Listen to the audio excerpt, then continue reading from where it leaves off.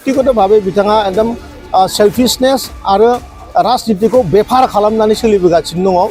गुवाहाटीयाव गोदो समाव भारा न'आव थायोमोन, दा हयथ' एमएलए जानानै न' बां लुबाय। फुङाव पेपार फरायनानै मोनाबिलिसिमहालागै अबेबा मोनसे मिडियानि आगोलाव फंनै फंथाम खोथा बुंनानै गावखौनो लाइमलाइट खालामनानै लानायानो दुर्गा बर'नि खामानि।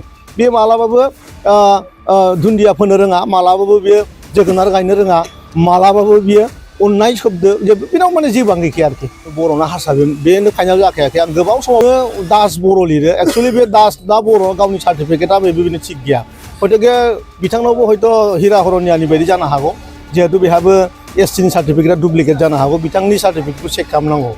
आनभालिडि बिसोरो गावनि जाथिनि खोथाखौ बुंनो हाखाया, खारन बिसोर गावसिनि जाथिखौ मालाबानो गारखानाय माने मानसि दुर्गा बर'आ। बर'ना हारसा बेनो फाइनाल जाखायाखै। आं गोबाव समाव बुंबाय थादों, गावनो दास बर' लिरो। एक्सुवेलि बे दास दा बर' गावनि सार्टिफिकेटआ बेबायदिनो थिग गैया।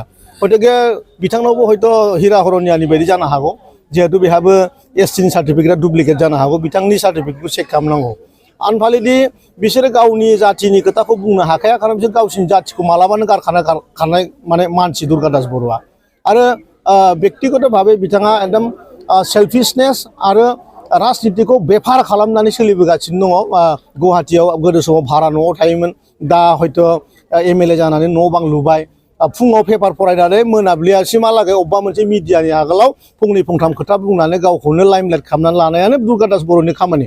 बे मालाबाबो दुन्दिया फोनो रोङा, मालाबाबो बियो जोगोनार गायनो रोङा, मालाबाबो बियो अन्नाय शब्द बेनाव माने जेबो गैखाया आरोखि। मोनसे गोजोनथाव खौरां।